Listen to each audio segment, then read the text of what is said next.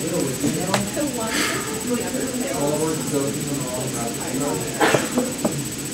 going to have to do that after this.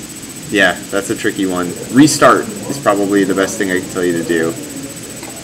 Alright, so we're about to do the demo for today. This assignment is assignment 12. It's called Sell Me a ZOKU Bottle. And as you may or may not know, I used to work for this company called ZOKU. Sketching, rendering, Solidworks, they were all a big part of things that I did there as an industrial designer. One of those tools, Keyshot, is something we started to get into a little bit last week.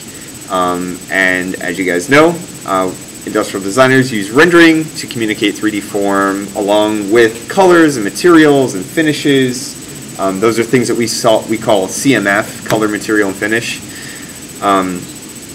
Keyshot and rendering typically are used on more high fidelity renderings or visualizations of concepts, and this usually happens later on in the design process after the core concept and user requirements and things have been sort of ironed out and you have a design direction that needs further refinement. So in order to further familiarize you guys with Keyshot, give you a way to sort of play around without having to worry about the SolidWorks modeling side so much.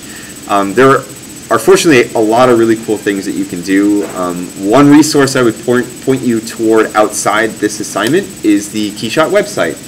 There are a ton of downloads, not just materials and scenes and lighting schemes, but also great tutorials. We might end up doing some of them in class with awesome models and scenes already set up in Keyshot that you can really mess around with and tweak like crazy.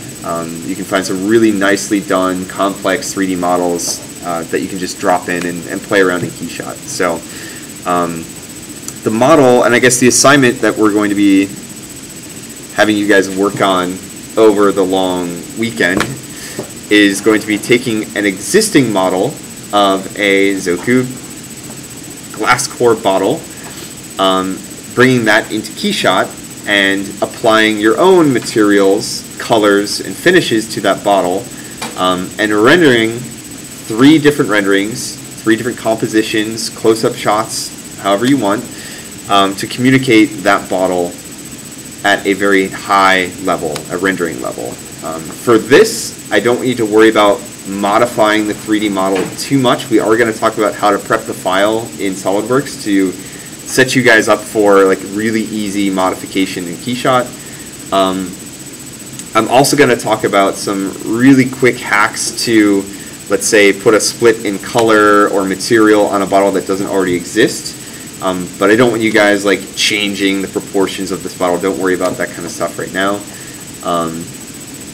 You also will not have to worry about doing any post-render effects in Photoshop or Autodesk Sketchbook Pro or anything like that.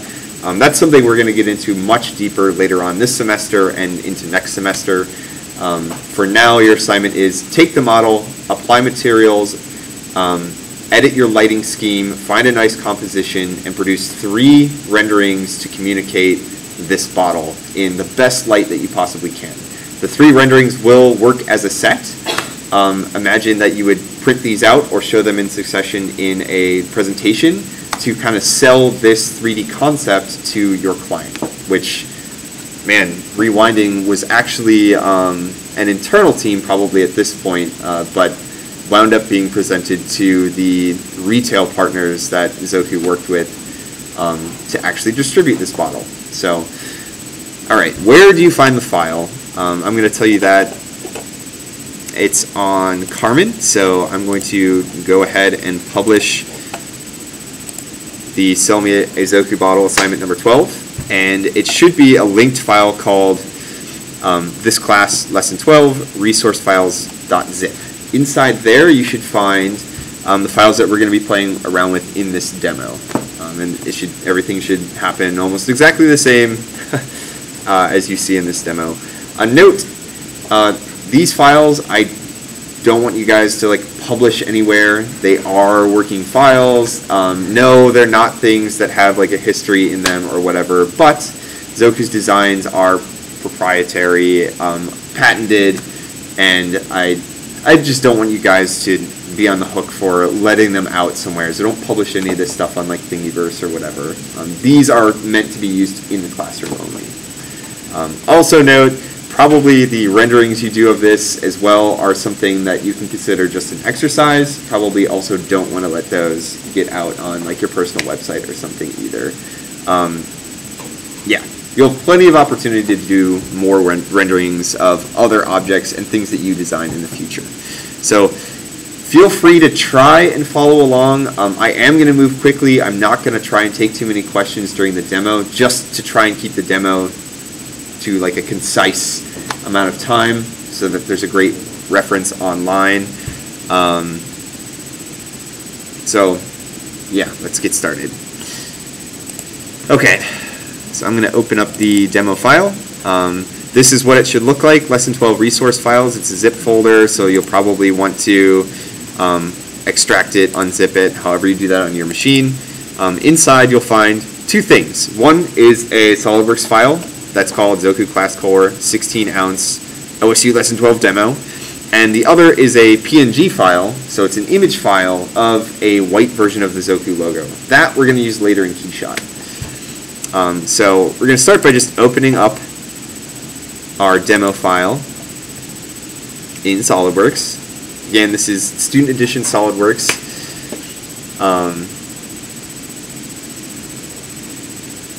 Here we go.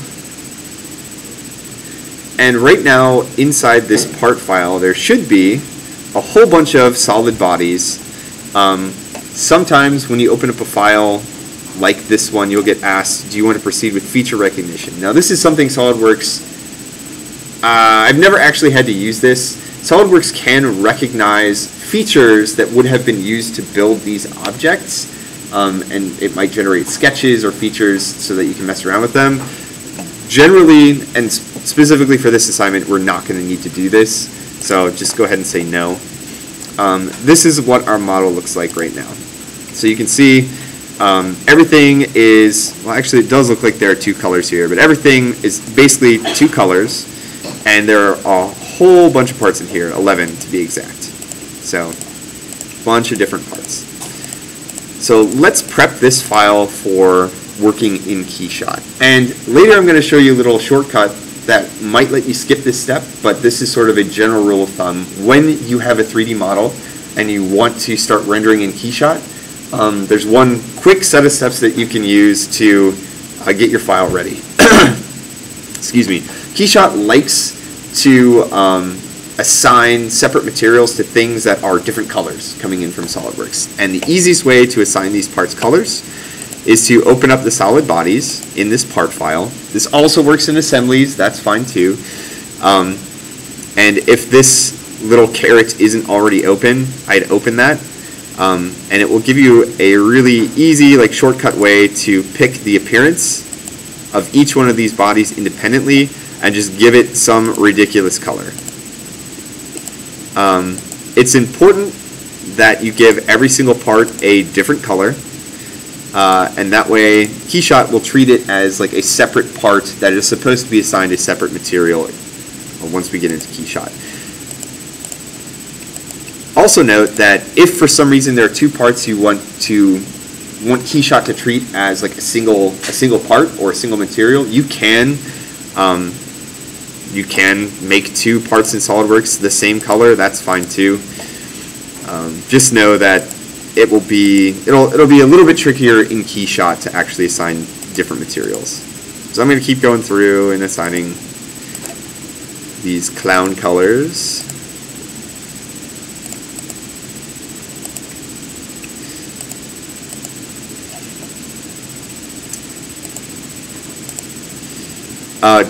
It will work even if the colors are off by just one RGB value, but for the sake of double checking whether or not I have everything sort of picked as a different color, I'd like to just pick our crazy rainbow of colors.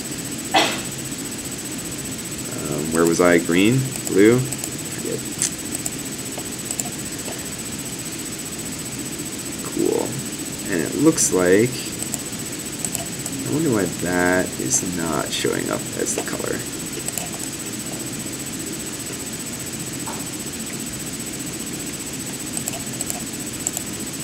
So I'm actually kind of curious how, because this is behaving a little bit differently than it was earlier when I tried this at home. All these, it could be this right here.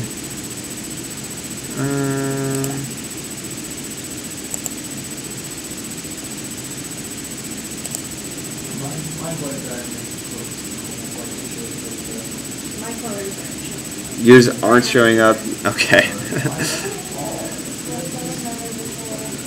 Gotta love when it doesn't work the way you expect. Interesting. Let's see. Appearances. It looks like they're... What is that?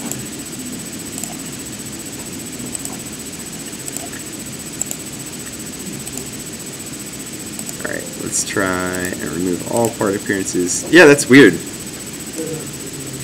Okay, normally when you apply colors to your parts, they should change to different colors. I'm actually kind of curious why that isn't happening right now.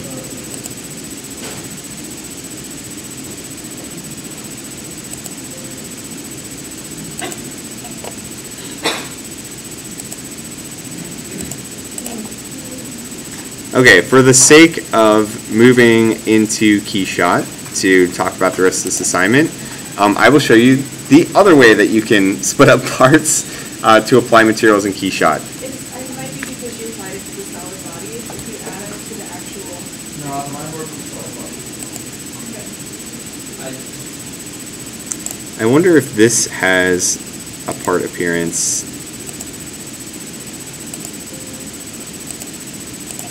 Yeah, that's strange to me. I just did removal part appearances first, and then did it. Mine works fine. It's very top. Yeah, like up here.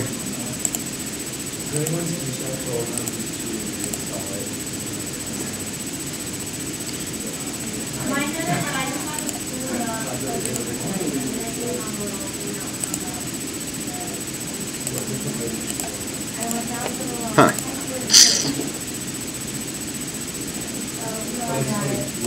Yeah.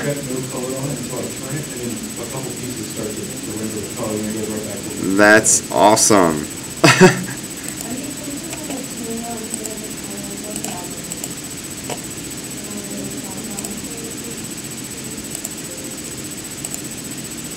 I wonder if there was a... You know what? Alright, we're going to just skip this for now.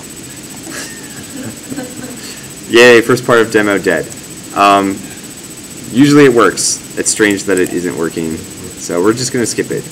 Okay, once the part file has been like color coded, you can bring it into Keyshot.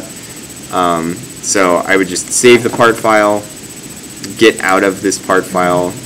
You might want to leave Solidworks open for a modification we'll do later. And let's open up Keyshot.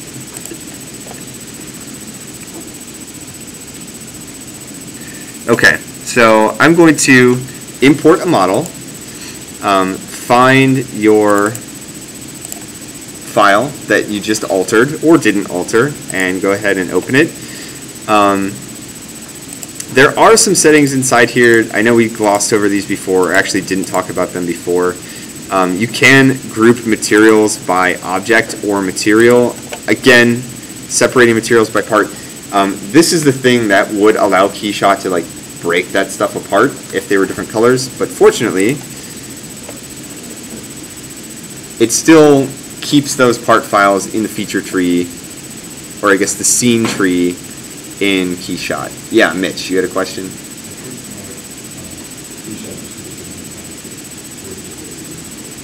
It what? Alright, just ignore it for now. Let's get through this demo and we'll troubleshoot software afterwards. Okay, so here's our part. I do want to check and make sure it looks like each one of these parts is a separate entity, and that's good. The shortcut that I was talking about earlier to allow you to change the materials of all of these, because I guess right now if I were to try and add a material, like let's pick a, like let's see, something that renders quickly, like a hard shiny green. See how it changes everything to that hard shiny green?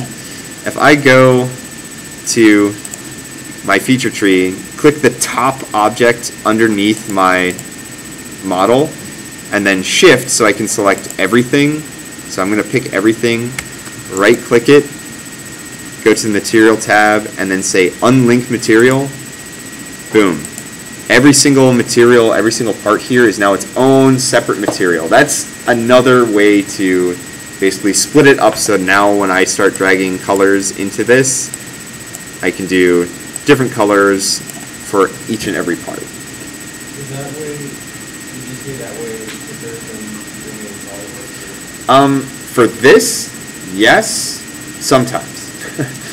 It's also something that Keyshot has changed in the past. It used to treat all SolidWorks objects that were the same color as the same part, as if they were like merged, so you actually couldn't select them as separate entities.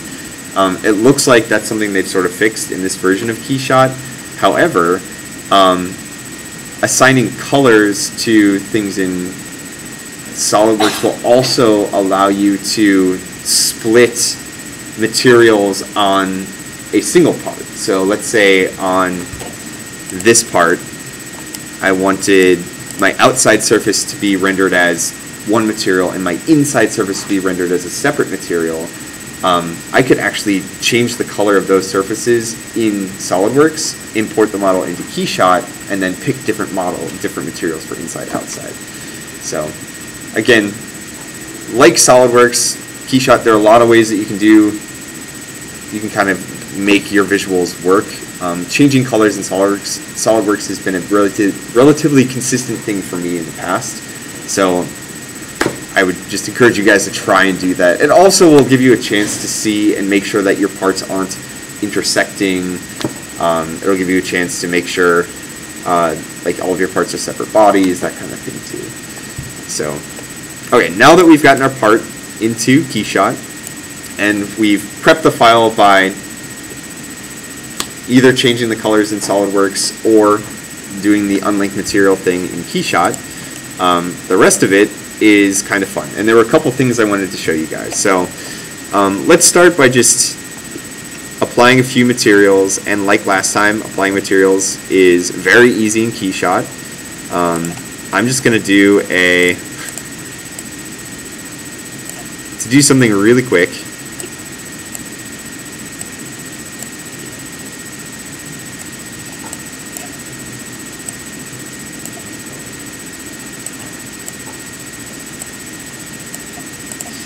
Just going to make a like matte black bottle all the way around. Nothing super different or interesting about this right now, but mostly just to kind of talk through the next thing. So once you've applied materials to your bottle, and keep in mind, if I were to make one of these clear, you will see the inside of your bottle as well, because there's inside and outside geometry. There are some neat visual features in this bottle I want you guys to try and discover in SolidWorks, in Keyshot, try to highlight those. There are a couple things that you can start playing around with lighting. So you apply materials, the next step is to go into lighting.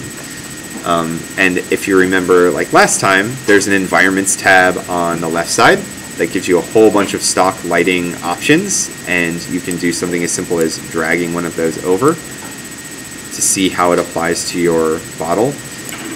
If you don't like to see the lighting scheme in the background, I usually don't. Like last time I mentioned, in the Environments tab on the right side, there's a Background tab that will let you just replace that with a color. I might pick something kind of like middle gray for now. So you can kind of see how the shadows and highlights are playing on this bottle. And I'm rotating the scene around just to see if I can find a cool angle. Another thing that you can do in Keyshot that is really neat is create your own lighting schemes. So let me talk for a second about like what I might want to highlight on this bottle. I see that this bottle has a profile that has this like smooth transition from one cylindrical shape to another cylindrical shape, and it looks like these vertical highlights are really helping communicate that like sleek form transition. But let's say I didn't want this like double highlight thing going on. Maybe I just want a single highlight, and I don't find that exact thing, that exact lighting scheme in my environments. I can actually create my own lighting environment to highlight exactly what I want to see in Keyshot.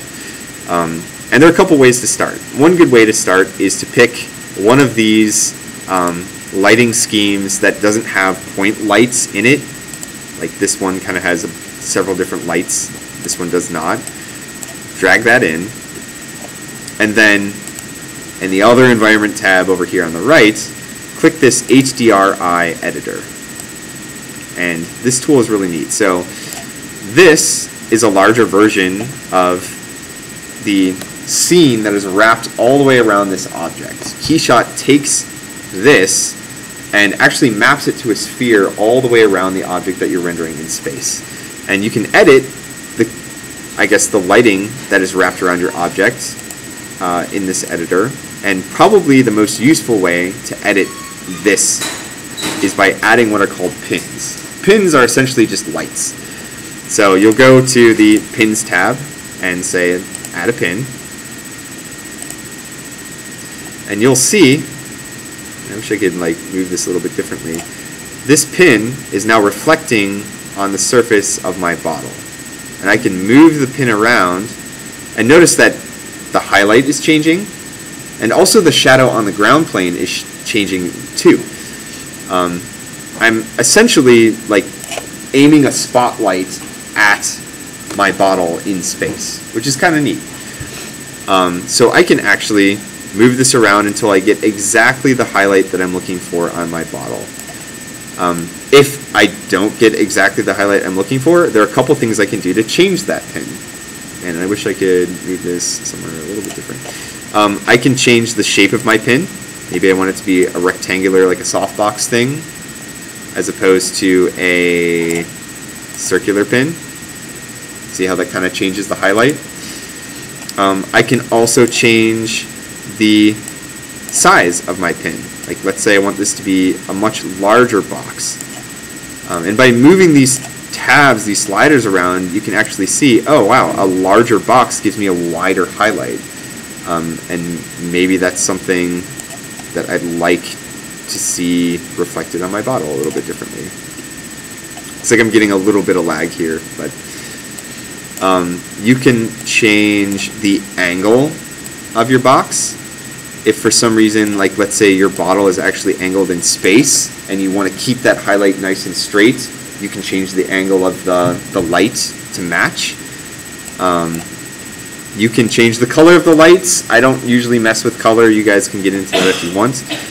And one other important thing that you can change is the fall off. So fall off, again, if you just slide this, it's kind of diffusing that light. The light no longer has a sharp, crisp edge. And you'll notice that the highlight on my bottle will match that, especially on a glossy surface. See how when there's relatively little fall off, the edges of my light are very crisp, and the edges of my highlight are crisp as well. They kind of match that, right? So you can really get a lot of control over your lighting with this. Try to emphasize what it is you're trying to, I guess, show. Emphasize one thing in each view of your rendering. So pick a lighting scheme to sort of match what it is you're trying to emphasize. Okay, so there's one light. Maybe I can add another light to kind of hit the top edge of some of these parting lines. I might add another pin and kind of move it around until I see a highlight. Another way that I can add a pin is by adding a highlight. And this is kind of a a different way of doing it. You can actually pick somewhere on the bottle, and it will move the light to match where you're asking this to put the highlight. So like if I know I want to highlight right here, and it looks like my clicking is like a little bit off here, but you can kind of get close to where you want your highlight to be by selecting on your rendering where you want the highlight to be, and then you can fine tune it by going back into your HDRI editor, which should still be open, and moving that pin around. Here it is. Let's see, give me that pin. Actually, I'm going to delete that, add it as a pin. I find that it's easier to just sort of add a pin and move it around.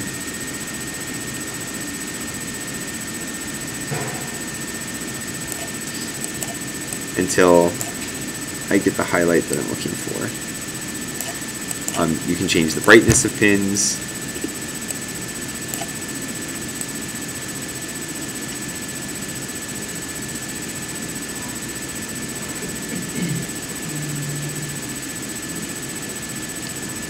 There we go. So I'm trying to get a highlight like right on these edges here. Actually, maybe I want it on the other side. Yeah, there's that edge. It looks like it's coming around the top too. And it looks like it's helping define the shape of this rope thing, which is kind of rendered as a maybe silicone material. So add some lights, try to figure out a way to really emphasize the geometry here, and when you're done, you'll want to, you can close out of this, that's fine, it'll ask you to save or not later. I would encourage you to save as something.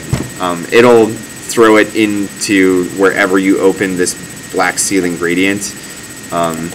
You might just say like ZOKU bottle lighting or something like that. Just so you're not saving over like the default settings. Okay, I hope I'm not too far in the weeds here.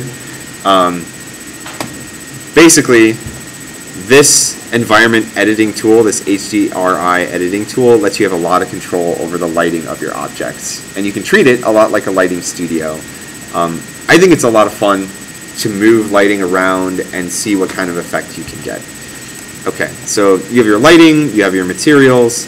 One other little feature I'd like to introduce to you today is the label feature in Keyshot. And that's what that logo that you downloaded as a part of your package is used for. So let's say I wanted to add the ZOKU logo to the bottle here. I would actually double click that piece. Note, if you double click any part in Keyshot, it will bring up the material that is applied specifically to that part over here in the materials tab. So see, if I double click on the top here, it's bringing up this hard rough plastic black number 2. That just happens to be the material that's on the top here. Alright, so clear shiny plastic. When I double click on this material, there are a couple things I can do. I can actually play around with these colors to change how the material appears. I'd encourage you guys to mess around with those. Like, oh, I want that to be red. Or the red that I picked is a little bit different. Oh, hello. So sorry. We locked ourselves out of our house, so we had to come back to campus to get the keys because I rode my bike. I left them on the desk. Totally sucks. I wanted to introduce you to Oscar. He has definite opinions about Happy Meals. They now have Transformers at McDonald's. And I want to tell you a future thing you could do since you told me once. And remember that video was. I want to tell you another great thing. You know, I think you could do a little thing that has lots of features. Like one can have like one robot, one future robot can be like having a little gun. Sorry for interrupting. It's fine. It's good to see you. And then a sword on the other arm. So what do kids like, Oscar, in Happy Meals? What's their favorite sorts of toys? Well, the boys' favorite are Transformers because they have all this stunning, entertaining, spooky. And the girls like My Little Pony. So I think what you could do is make the wings flap on the My Little Pony one, because try to make a wing flap. And also the Transformers could be like having a little web shooter. So these folks are designing Happy Meal toys. Does anybody have any questions for a 6-year-old while we have this once-in-a-lifetime opportunity? Feel free. I guess that's a little high. No, they're serious. They're designing for 6-year-olds, so they might be interested in your opinion because they've got a lot of ideas. They're very creative. What was your favorite Happy Meal toy? Ever. What was your favorite Happy Meal toy ever and why? I'll show you the features of this. Well, that wasn't the question. What was your favorite of all time? Well, I love this one the most. Okay. So the feature is it can move. And yeah. So, What's the favorite part about that? that it can automatically move. And the other arm should be like a little bit of storage, something, because the sword can actually fit if you design of how big the arm should be.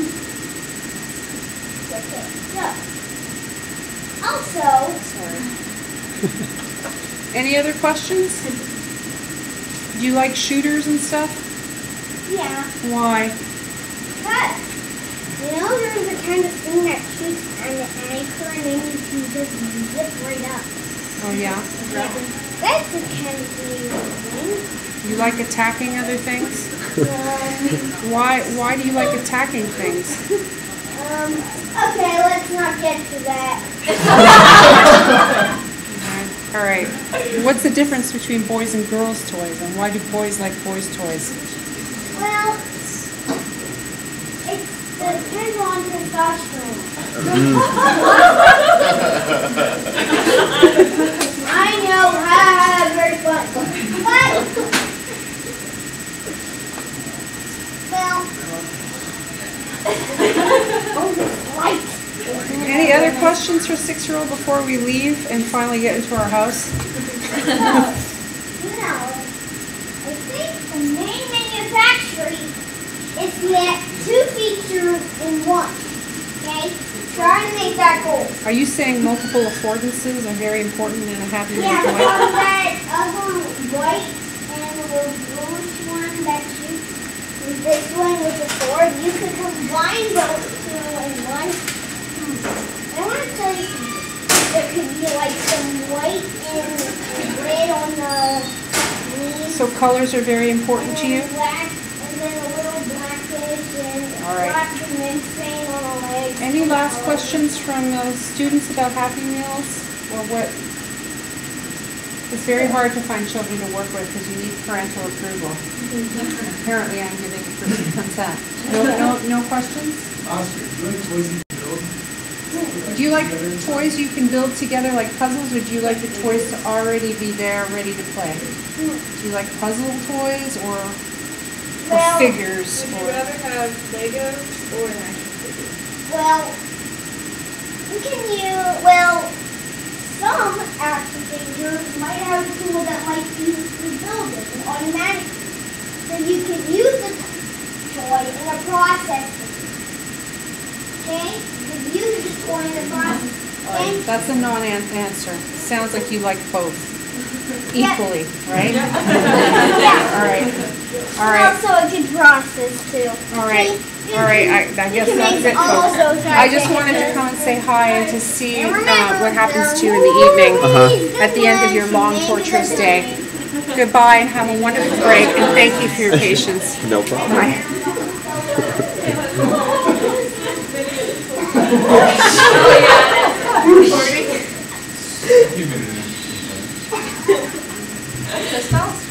Testosterone. Of course. I did not know that was Oh man.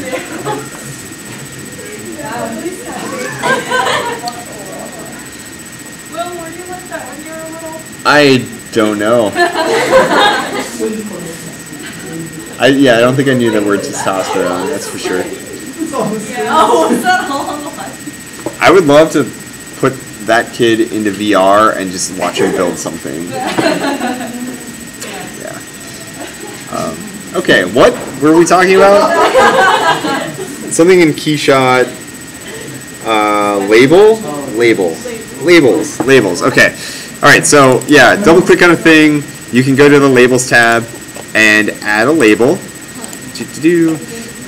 Let's find the label that I was looking for.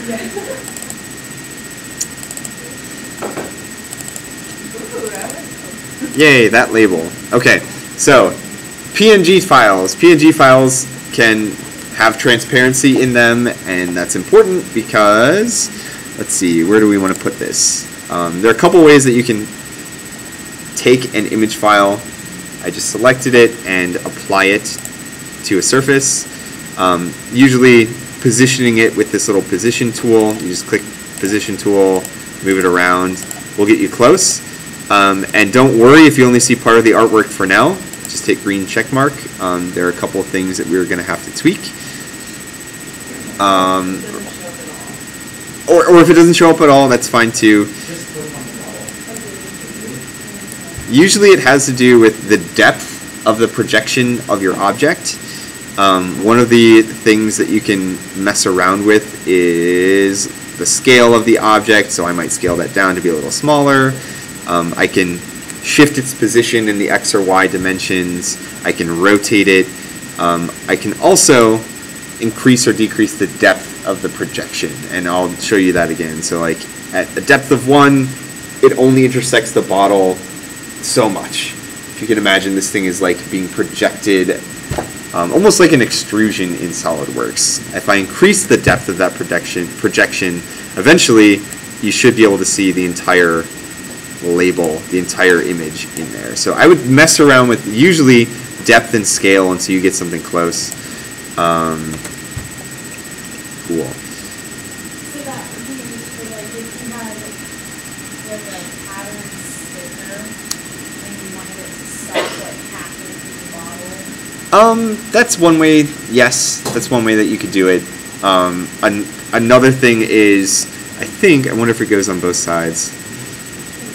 Man, I don't know. I actually haven't ran into a reason to not use an entire graphic.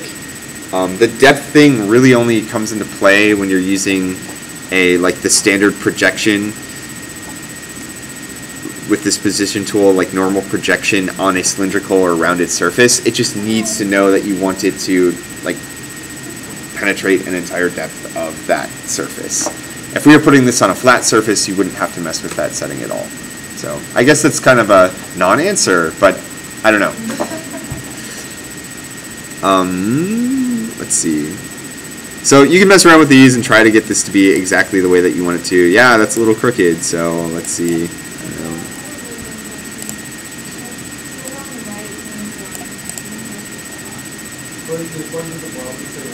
Oh, yeah. If you lose one of these menus, there are usually these buttons on the bottom, Library and Project. Library and Project are the ones we usually have open. Yeah. Okay, so you can apply a label anywhere on this object. It's not a requirement for you to apply the label in all of your renderings. Like, I might choose a view that is a close-up of the top here. Like, I don't need to see that label in every single view that you pick, but yeah, there's like a molded in detail on the top. But I would like you guys to try and place that logo somewhere on your bottle. Sensitive to the brand, I don't know. Okay. Yeah, question.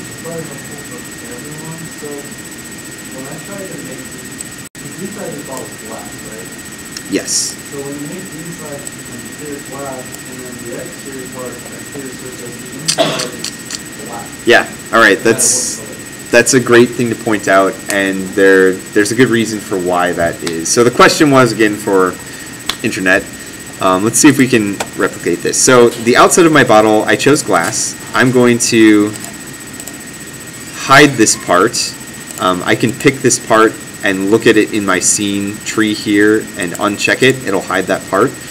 I wasn't seeing any of this green through my glass, or if I wanted to make the entire bottle clear, is this clear? I can do like clear, shiny plastic. Why don't I see to the inside of this bottle? Or it looks kind of like I'm not actually seeing through the entire bottle. The reason for that has to do with the environment. Hold on a sec. Is it environment? Oh, it's lighting. Under lighting, there are lighting presets. So this is another menu. Keyshot has included a brand new set of presets for how to light your object, or basically how Keyshot treats the light on your object. The product preset enables something called global illumination by default. Global illumination tells Keyshot to allow light to pass through clear objects and illuminate objects that are inside or behind those clear objects. So, if you ever run into the problem where you can't see through a clear surface for some reason, chances are global illumination is not on, or your material is just like really, really dark. So, I think that probably answers your question. It is something that you can turn on and off independently. There are also other settings here that you can mess around with, which I don't know if I really want to get into that stuff yet. In general, ray bounces, the more ray bounces you tell Keyshot to perform, the more realistic the lighting is going to be. It allows the light to bounce around the object more times. So if I increase this, you'll notice that probably the inside, let me go back to like a clear here. The inside of my object will actually get lighter because it's letting more light in. You'll also notice that like my frames per second menu, which if that's not up, I think H hides or shows that, it drops pretty low. Clear materials place a lot more demand on Keyshot. So, for the sake of moving your model around and organizing like different parts into a composition, you might want to go back to lighting presets and use performance mode or basic mode, where global illumination is not checked. It'll place less demand on your computer. And once you have your scene composed, like you have a view that you think looks great, and you know that you want to get a better idea of how this light looks on this product, you can go back into product rendering mode, and it will turn on some of those extra settings like global illumination and give you a higher quality render. Full simulation, I don't really want to pick, but sure. Notice it turned up the ray bounces, it turned up indirect bounces, it turned on all of these other things that you can do in Keyshot, and it also is going to probably crash my computer. So I'm going to actually switch back to basic here. We'll get into things like caustics and ground illumination, again, like later, next semester, and most of those like super high-end settings are useful once you have a product basically finished, with its design is done, and you're trying to create like high quality imagery for selling the object, putting it on packaging, putting it on like a final presentation board, that kind of thing. For now, Keyshot will give you, with the most basic settings, just drag and dropping materials, basic lighting, you'll get something that looks really good without having to mess with, I don't know, that last like 5% of making stuff look amazing. Okay, so let me think. We talked about applying materials, how to split up your Solidworks part so that Keyshot treats it as separate materials, a shortcut for doing that in the scene tree. We also talked about editing your lighting environment using the HDRI editor, so you can really fine-tune your highlights and shadows. We talked about adding a label to a material by double-clicking the material. Oh, and I've since changed it a couple times. Notice if you do drag a new material into place, that label will disappear. You'll have to add it again. So adding a label is probably one of the last things you do after you're satisfied with your material choices. I'm going to go back to something that's faster to render. Another thing you might do for these renderings, so I guess we can talk about composition really quick. Remember that you can actually move these things around. So if I go to my scene tree and I pick like the entire bottle, I can actually move this around. Maybe I want this thing for my rendering to be like facing upward and be rotated for some reason. Maybe I want to rotate it forward so I can kind of see the top of the bottle. That's fine. You can also right-click a model and duplicate it, and then choose a new position for that other model.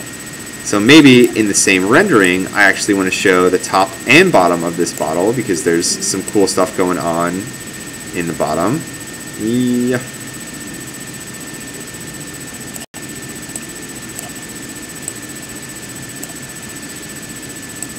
So this is the kind of stuff that I want you guys to play around with as well. Like, find a cool composition to show multiple features of this bottle at the same time. Whoa! I don't know, I think I moved it too close to me. Reset! Red, check mark. Okay, let's try that again. Move. I'm gonna rotate this way so I can see the bottom. I'm gonna rotate this way.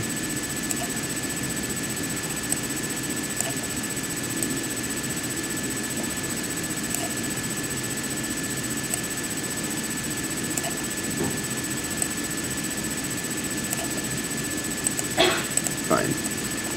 And I might want to do like a cool detail shot showing the top and the bottom of the bottle.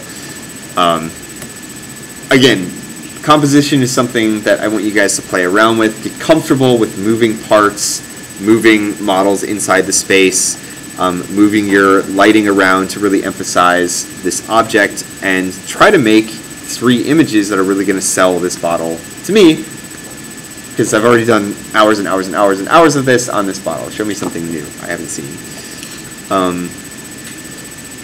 I guess one other little thing that I can show you, if you, for some reason, let's say in one of the other views, you want to show, like, let's say the cap off, you can find the objects that make up the cap, and you might even have to like write down which ones they are.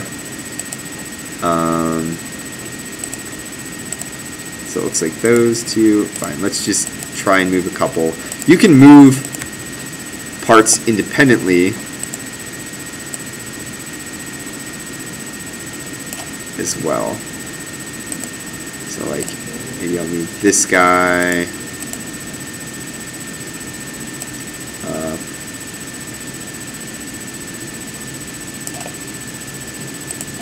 And this might be interesting if I want to show like this glass interior of the bottle. That thing needs to move up too.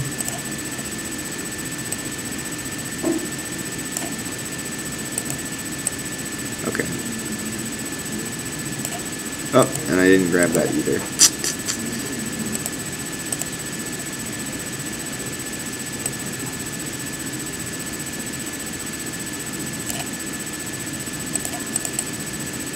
Again, that's one more thing you can kind of play around with. And maybe that gives me like a new way of showing this bottle.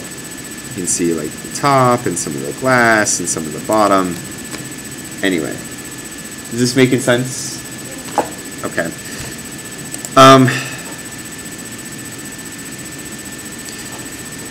There isn't a wrong way to compose an image or lighting, but as I'm sure we'll see once you guys start playing around, there are certainly ways that will emphasize the geometry you're trying to show better than others. And you can definitely find perspectives that really show a good side of an object or a not so good side of an object. All of the same rules that we've been talking about in sketching class apply too. You know, try to set up your image so that you have a lot of contrast in the areas that you're trying to highlight. and maybe not as much contrast in the areas you're not trying to highlight. You can set these images up to have a core shadow or a core highlight. Those techniques generally communicate an object well, and it's something you can do in Keyshot too.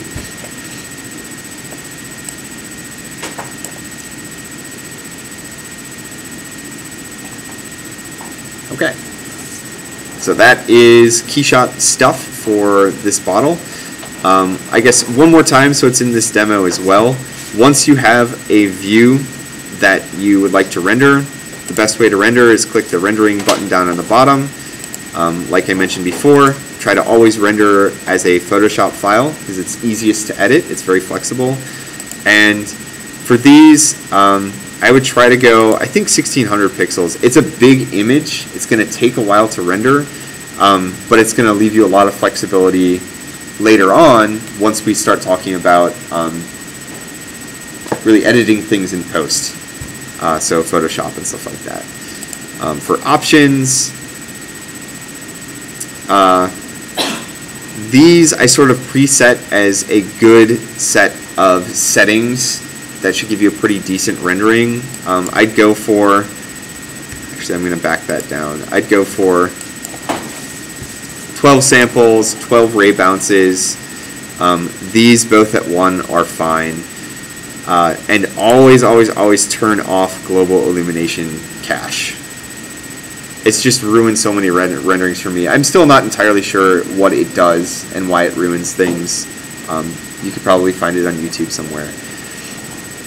And hit render, and it'll take a while probably, but that's what it looks like when it's rendering. Kind of does like a quick pass just to make sure you have like the right things shown or hidden, and then it'll kind of fill in the blanks. So once again, 3 renderings of this bottle, or bottles if you want to show it as like a set of objects to communicate like a top and a bottom, inside, outside. If you're struggling to find a good view or a good lighting scheme to show this bottle off,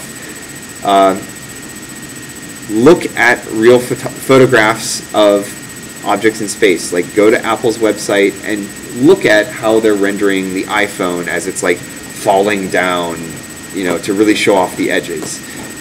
Look at some of the websites that we've already talked about, Behance, Coreflow, at other renderings, and find a lighting scheme and a color scheme that really is inspiring to you, that you know, emphasizes the good side of an object. I'm fine with you guys changing the color of the background, the color of this, change the materials, like play around with it and show this in like your own unique way. There are actually positions out there in larger companies called like CMF design positions, where what you do for all day is mess around with this stuff and try to find the right combinations of colors and materials and finishes to match a certain user, a certain retailer, a certain demographic. There are other things that go into it as well, like costing, but this is another one of those skills, like superpowers the designer has to make things look real, and I want you guys to play around with it. Okay, that's enough talking about it. I'm going to stop the stream.